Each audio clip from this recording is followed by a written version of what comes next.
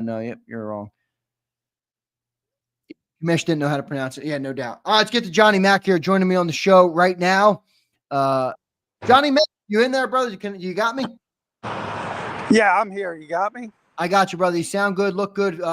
What's going on, Johnny Mack? What do you think, man? Jihad Campbell, Eagles drafted him at 31. They trade up. They send a 5th-round draft pick, 164. Before I get your reaction to Howie, Jihad, what he said to you guys, just your instant reaction on the Eagles taking Jihad Campbell at 31 overall.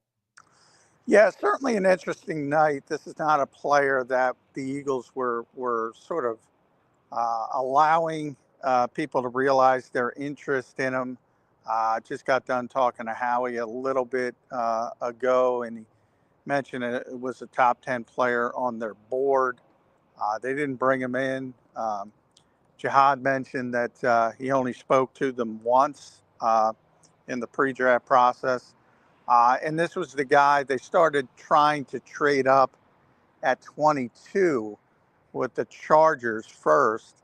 And this was the guy they were trying to get at 22. So that was sort of the demarcation of when they felt he was slipping enough that they wanted to go up and get him. It's interesting because you're going to hear a lot of linebacker talk, first linebacker taken since Jerry Robinson in the first round. But Howie made it very clear he didn't want to put him in any kind of box. So, you know, what I took it as is this is the player, and we talked about it a lot, that they originally envisioned that Zach Bond might be becoming, that hybrid flat defender that Vic calls, that Andrew Van Ginkel played for him in Miami. I think that's the role the Eagles envision for Jihad Campbell. So he's going to be part edge rusher, part linebacker, and really a new style of player that I don't think Eagles fans have actually seen before. So I don't know if you can put him in a conventional box, and that's why the value increases in the draft from, you know, typically you think about the Eagles taking an off-ball linebacker at number 22, you'd snicker. Well, they think he's more than that. Right. They think he could potentially do that. They think he could potentially be an edge rusher. And again, ultimately, I think he rounds into a sort of a Andrew Van Ginkel type player who plays both and tries to impact the game, really.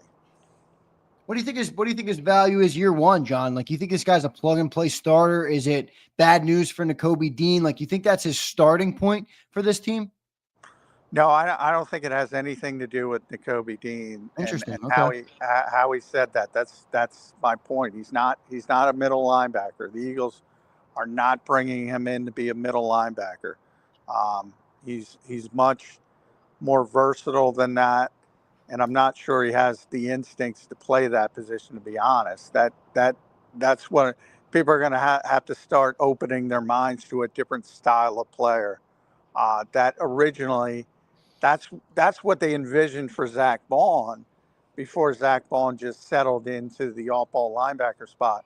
Originally, they brought him in. You heard they talked about him. Well, he's going to be a backup edge rusher, blah blah. They really envisioned him as sort of what I said, Andrew Van Ginkel, and it went in a different direction. They're still trying to get that player, and this is the player that they envision that's going to fit that role. No doubt about it. John, what do you think of the trade? They moved up one spot. I thought it was completely fine. I guess maybe another team was calling Kansas City. I don't think Kansas City was going to take this player, but, you know, maybe just protect against anyone else swooping in and taking him at the last second. But it seems that they had this guy graded really high, John, and that's why they were, adamant to take him there. Yeah, it was top 10 on their board, and they would have taken him if they thought they had top 10, man. That's crazy. Yeah, they thought they had a deal done with the Chargers at 22, and they would have taken him there. They tried to trade up to 23, 24, and then it sort of wavered a little bit after Minnesota stayed put, and then kind of drifted some more. And yeah, they did the same thing with Jalen Carter. So people say, why are you moving up a spot? They gave up one of their 4 fifth-round picks, 164, I believe. And hey, I mentioned it on the show this morning on Birds 365. They don't want to take 4 fifth-round picks anyway. So just a little bit more security to make sure you get the player you wanted. And they were able to do it. And if you look at some of the other trades, starting with Jacksonville, one of the worst trades I've ever seen. Legitimately. Not that Travis Hunter's not a great player. He's a great player. Those two things are not mutually exclusive. They got a great player, but they did a terrible job in getting that great player. Just gave up way too much.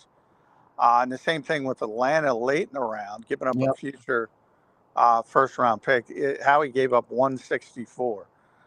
Barely a blip on the radar to go up one spot. It was a smart move by Kansas City as well, because they wanted Josh Simmons. They were going to get Josh Simmons anyway, so they get an extra fifth-round pick. Works out for both sides, but what I want to emphasize to people, and if they listen to Howie in the press conference, this is not an off-ball linebacker. This is not an edge rusher. It's going to be both. We haven't seen this type of player in Philadelphia. There are these types of players in Vic Fangio's history. So it's going to be a little bit of a different role, or that's what the Eagles envision for this player.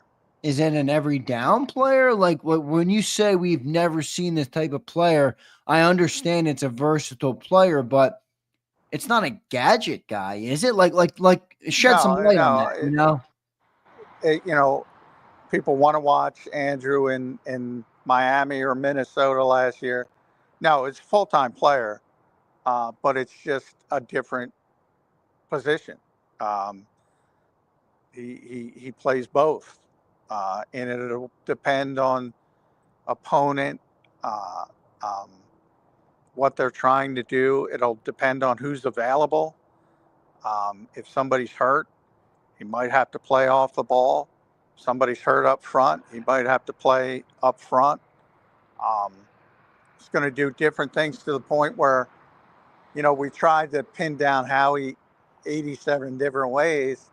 And one of the ways was, what room is he going to be? Is he going to be with Jeremiah Washburn, who's the edge rushing coach, or is he going to be with Bobby King, the linebackers coach? And he wouldn't answer because they don't want to pigeonhole him in that way. And it's a lot to put on a rookie player's plate. And I'm not going to say he's going to play as much as Van Ginkel did in Miami as a rookie, because you never project that for any rookie. But that's the ultimate goal, and that's a full-time player on the defense.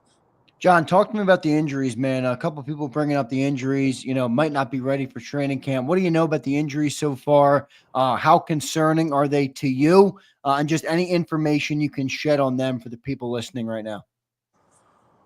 Well, a little bit. He had surgery in March. So, we'll see. We just got done talking to him on a conference call. He wouldn't put a timetable on anything. There's a reason he fell. He wasn't supposed to fall this far. And a lot of that, I talked about it on the show. There were two people, Will Johnson and Jihad Campbell, who had some medical red flags that some teams were concerned with.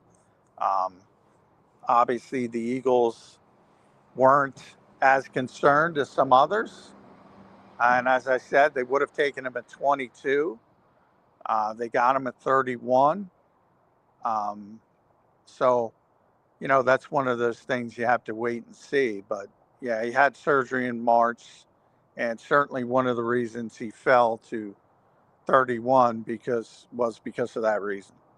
Yeah, no doubt about it. Johnny Mac, just your thoughts on what this means, for the defense. We've talked about a lot this offseason, how, they lost all these players. Well, now you're in addition mode, right? And they added a lot of Timu signings, which we've talked about extensively. This is your first real big signing. How big of an impact do you think he makes for this defense to get back to, or as close as they can, to being the number one defense in the NFL again? Well, you got to see how it unfolds and how it works. One of the things I've talked about is the lack of size on the edges. This is not helping that if he's going to play on the edge. Another undersized player, Howie pointed out, and he's right, the game is changing to the point where you're looking for more of these positionalist players. And, Vic has a history of using them correctly. So that's a positive. And, it's going to be a little bit, as I said, it's going to be a little bit of a new sort of style of player that I think Eagles fans will be excited to see because they haven't seen this type of player before. If it works out, there's a lot, when we always talk about comparisons, and that's another way we tried to pin down Nick and Howie is, what's the comp? And they didn't want to go down that route because they don't want to diminish anyone in any way or create unrealistic expectations. Right. But, the style of player is obvious. They've been looking for it. They wanted him last year, but he was hurt, and they were uncomfortable with giving Andrew Van Ginkel the money that he got because he was coming off a serious Liz Frank injury. But that's the player they wanted. And they tried to replicate it with Zach Baun, and Zach Baun went in a different direction. Now they're trying to replicate it with Jihad Campbell, and we'll see how it works out. John, you surprised by this pick at all? Not after it came into fruition. Like you and I have talked about this player, and I see edge rusher, and everybody was saying off-ball linebacker. Like I don't think he's an off-ball linebacker. You kind of talked about him. I think, if I'm not mistaken, you can correct me here, but you kind of said a Micah. Not that he was going to be Micah, but you said he's the guy in this draft that's going to get drafted as a linebacker, but he might not end up being a linebacker. Yeah, exactly. Now, very few teams use what I call the flat defender. Miami, when Vic was any of Vic's teams. Now, he didn't use it this year because he didn't have it. But even in training camp, you saw they were trying to drop, Bryce Huff into coverage. That's one of the reasons Bryce Huff got in the doghouse early on. And that's unfair. With this player, in theory, it's not unfair. And he should be able to do that, or at least the Eagles are projecting it. So I think if you look at him as an off-ball linebacker, no, I think, and that's where this is going. I talked about Jordan Davis. I have a feeling I'm going to be talking about this night for 4 years because everybody tomorrow, you're going to wake up, and I hope after listening, I hope some of the guys get it right, but I hope there aren't a lot of people labeling this guy as an off-ball linebacker to replace Nakobe Dean. But I think you're going to get a lot of that, to be honest. And that's not why he's here. And it's going to be interesting. It still might make it easier to move on from Nakobe Dean, though. No, not even if he's not playing the same position. Like, are you going to pay Nakobe Dean? I think that was already a question coming into this thing, Well, the contract is different, but yeah. I guarantee you this. If he's playing off-ball linebacker in 2 years, he's backing up Zach Baun. He's not playing middle linebacker. Right. So to me, he literally has nothing to do with Nakobe. Right. So they're two completely separate things. Like if they let Nakobe walk, it's not like it's because Jihad Campbell is playing where Nakobe was.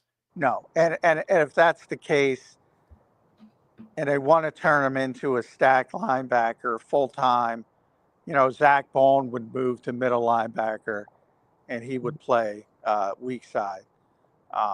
So, I mean, the contract is a different conversation, and the injuries, and can you pay him if he plays 17 games next season and plays well again? Can you even pay Nakobe Dean? Those are legitimate questions. But Nakobe Dean's the middle linebacker. I don't see that for Jihad Campbell. John, do And you Howie like specifically said, he was asked, does this have anything to do with Nakobe Dean? And he said, absolutely not. right?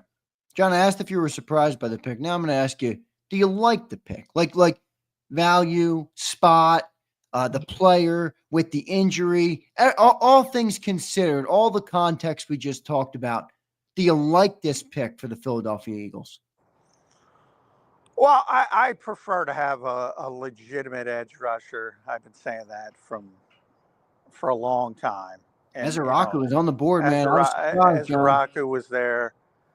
Mike Green was there, but the Eagles weren't going to take Mike Green.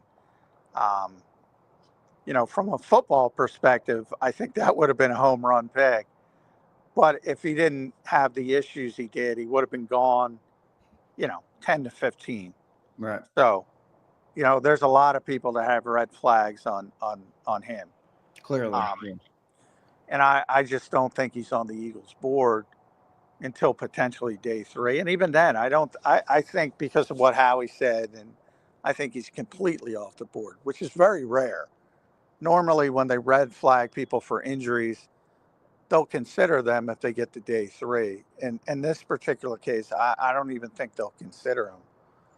But as a Rocket, hey, maybe they didn't like him. Yeah. We always talk about these top 30 visits. Right. It's no guarantee they love them all. Yeah. Maybe they got him in and said, you know what? He's not what we thought. We got to go in a different direction. As far as do I like the pick? It doesn't seem like you do. I think it's going to be really hard right off the bat, day 1. Like they're envisioning this grandiose role for him. And I think it's going to be very difficult to get there. Maybe 2, maybe 3 years down the road, maybe he can develop into the player they're talking about, the guy who can do everything, the versatility, the positionalist player, basically, is what they're talking about. And boy, that's difficult. There's not a lot of guys in the NFL that do that. Right. And that's a lot to put on a rookie's plate. But we'll see. The one thing about Vic, if he can rush the passer, and he's struggling with everything else, he'll let him rush the passer. And if he's turns into Zach Bond and he's got better instincts than I think, maybe we'll turn him into a traditional linebacker. And then we can talk about Jerry Robinson. But I don't see that personally. I see him as an edge rusher. And it's really difficult to be a 6'1", 240-pound edge rusher in the NFL. You don't think this is a little bit esoteric, do you? Like you did with Jordan Davis? Yeah, well, a little bit, yeah, because I think it's going to be completely mislabeled. Right. Completely mislabeled. That's kind of why I asked you that. I mean, I know you called Jordan Davis esoteric the night he was drafted. I'm getting a little bit of those, but not that I know. I think the player is going to be great in Philly. Mostly, John, I'm going to be honest with you, because of Vic freaking Fangio. Like, I just think they wouldn't have taken this player if Vic Fangio didn't have a good role or idea of how to use him. So most of my confidence comes from Vic Fangio being able to use his skill set. But as you explain it, I do see how it could be a little bit esoteric. Well, the difference between Jordan Davis and Jihaad Campbell this year, like Howie legitimately explained it. So, he didn't explain the esoteric nature of Jordan Davis. He explained it and he explained it pretty extensively. So I'm hoping that cuts it off at the pass. But I have a bad feeling I'm going to wake up tomorrow and start reading Jerry Robinson stories about the Eagles took an all-ball linebacker. Oh, I have a very You're gonna, Johnny Mac. You're gonna. I have a very bad feeling And yeah, I think people are going to completely, and I hope I'm wrong because Howie freaking explained it. Yeah, right. But I hope I'm wrong, but I think we're going to see some of that. John, just your thoughts on great breakdown there of the Jihad Campbell pick by the Philadelphia Eagles. They go pick him at 31. They trade up with the Chiefs. They send 164, one of their 4 fifth-rounders that they have. So they move up to 31 and take Jihaad Campbell. The newest Philadelphia Eagle has landed. John, just your thoughts on the rest of the draft, man. It was a wild first round, bro. I mean, Shadur Sanders, by the way, John, you had a lot of good info, bro. I was watching that draft and I'm watching the way it's unfolding, and I'm like, yeah, I was ready for that.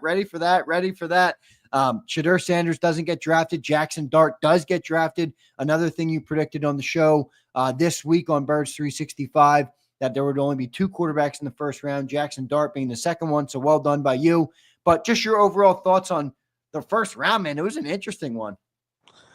Yeah, well, it started at number 2, and I just,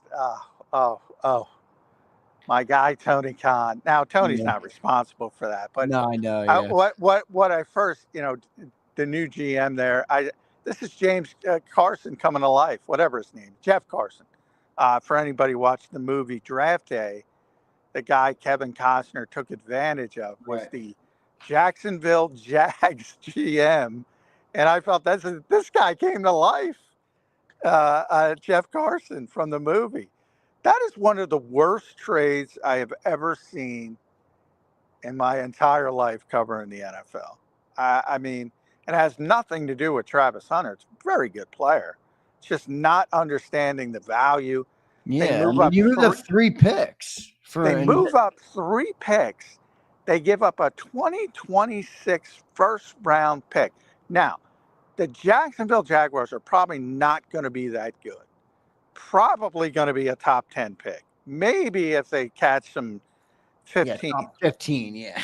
But if you talk to the analytics people, and Warren Sharp was one who was out there saying it right away. Even if they won the Super Bowl and they had the 32nd pick like the Eagles this year, they would still lose the trade by every metric. That's how bad it was. Yeah, it was bad. They ain't winning the Super Bowl. It's probably going to be a top 10 pick. And I said in a minute, and I wrote about this really quickly on Sports Illustrated, Andrew Berry, you could see him learning under Howie Roseman. Oh, yeah, Johnny Mac. Yes, you can. Absolutely. Value future picks. That's a market inefficiency. It doesn't make any sense. And they get this valuable pick, and they go down, and they take the best trench player on defense in the draft, which is not going to be sexy. And there's probably people in Cleveland complaining about it. They're dumb. Cleveland fans don't know a thing. They've been losing for 30 years. What do they know? That's a great pick next to Myles Garrett, Mason Graham. I thought Cleveland won the draft. I thought they got an A+. Yeah, I thought that trade had Howie. That trade had an Eagles education all over it. Yep, it did. I agree 100%. I said that live when we were on the air. And, the other trade late in the first round, Atlanta, boy, that was a reach. And James Pierce, they carpet bombed edge rusher. I talked about the Falcons. They've been looking for basically an edge rusher since John Abraham. They can't find a pass rush, so they carpet bombed it. They took 2, and maybe it gets better. But boy, giving up a future first round pick to go up late in the first round to get James Pierce doesn't seem like a good idea. But these are just first impressions. Some of these players will develop, some won't. But good decision making is always good decision making. Yep. You can miss it. I talk about it all the time. You can misevaluate a player, but still make a good decision. And that's what I think about, Cleveland and just making good decisions. Maybe Mason Graham doesn't develop, but they added so much just from an asset standpoint In Jacksonville, the exact opposite. I mean, again, they're going to play him at wide receiver. They want to play him on both sides of the football. We talk about the uniqueness of Jihad Campbell. Well, that's even more unique. We're going to see how that works out. I think you need to pick a position, even with a player as talented as Travis Hunter. And then the quarterbacks. Yeah, it was a bad quarterback draft. I don't know why people have such a difficult time admitting that. And I see so many people, I saw so many people on social media saying the NFL has something against Shedeur Sanders. They don't give a rat's ass. If he could play, they take him. They just don't think he's very good. And this has been a consistent behind the scenes talk. And he's, going to be a second round pick, and he deserves to be a second round pick. What do you think about what the Giants did and what the Cowboys did? Well, the Cowboy, John, just real quick, the Cowboys, to me, I said, hey, I don't even hate the player. We talked about him this morning on Birds 365 with Ed Kratz. I just hated taking him at 12. It reminded me of a couple years ago when you were saying to the Lions, hey, I like you. I don't hate the player, but why take him there? You could have traded back, get more value out of your player, out of your pick there, get the player you like, and shake and bake. Like, that's where I think the Eagles, we're just spoiled in Philly. Like, we don't experience wasting value like that. I didn't see why they took him at 12. Tyler Booker would have been there at 25, maybe even after the first round. Yeah, it's a fair point. Even Donovan Jackson went in the first round, and I was questioning that because I said, yeah, well, I like the player, but yeah, right. You probably don't have to take him. I forget where he went, 23-ish, 24-ish. Donovan went 24 to the Vikings. Yeah, I mean, I like the player, but that's a little bit too rich for me. But this is one of those drafts that we've said it pretty consistently. It was going to be a little bit strange. If you like players, just take them. And I think that was the Cowboys' mentality. I like it from the standpoint of, look, the whole hype with the Cowboys was they were going to take Ted McMillan or Matthew Golden. And I'm like, I didn't like those picks. I like Booker better than those picks because they lost Zach Martin. They lost Tyron Smith a couple years ago. They had this great offensive line for years, and now it's, retirements have crippled it to a certain level. So they need to start building the offensive line. So I like it from that perspective. But yeah, I agree with you. You probably could have finagled it a little bit better. And the one question I have about Booker, boy, he's a good player on film. He's a terrible athlete. You don't see first round picks with his relative athletic score. Like, you watch him get to the second level, it doesn't look very pretty. Yeah, so I have some questions. Like, I think Jackson's a better player as a guard than Booker is. And he went 24. So I have questions about the player, but I like the mentality of going on the offensive line for the Cowboys better than wide receiver. And I don't like, and Ted McMillan went very high, and I don't agree with that either. Man, did he go high, John? Well, there was some talk that he would go to Jacksonville at 5. I know. We talked about that this morning. And Jacksonville moves up with that terrible trade. But what about the Giants, John? They actually made the smart move this draft. I mean, maybe you want to, maybe somebody doesn't like Dart, but hey, at least they got the right player at 3 or the valuable player at 3, and then they got the quarterback later in the draft. Yeah, I mean, I think they got the best player in the draft. So, I mean, for all the crap I've given the Giants, they got a really good player. They got a really good pass rush on paper. I'll tell you what, their defensive front is going to be a problem. Yes, it is. Yes, and they picked up the 5th-year option on Kayvon. I don't know why anybody thought they weren't going to pick it up, but they picked it up. So, well, now they got three good edge rushers there. They got Abdul Carter, Brian Burns, Kayvon Thibodeau, Dexter Lawrence. Yeah. I got news for you. This is going to upset Eagles people. I already know what you're going to say. they have a better defensive front than the Eagles.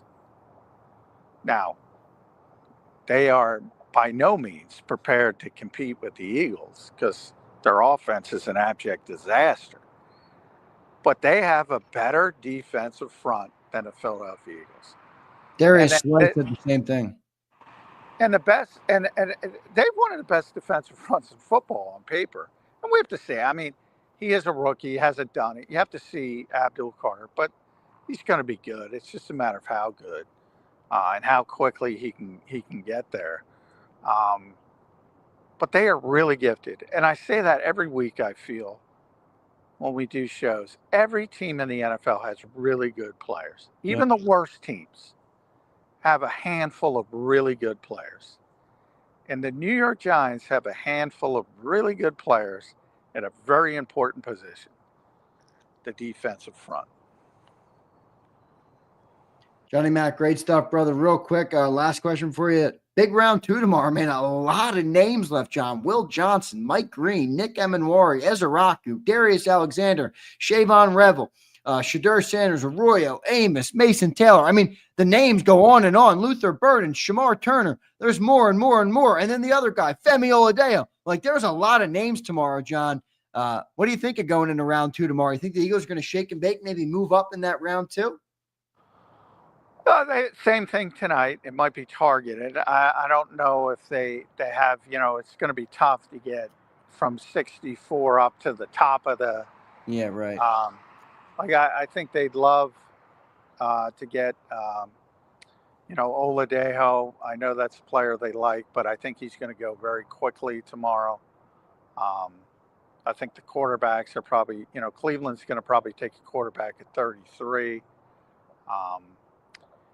And then, Milroe might go, Shador will probably go. So there will be some quarterbacks tomorrow. But I think it would be more of a targeted trade up again, similar to what it was today. Yeah, the only spot I could see him really moving up far would be, John, if they use one of those 3s next year, and it's probably a little bit less valuable because it's a future pick, but it is a 3 and they have 3 of them next year. So I don't think a 5th is getting you up that far. No.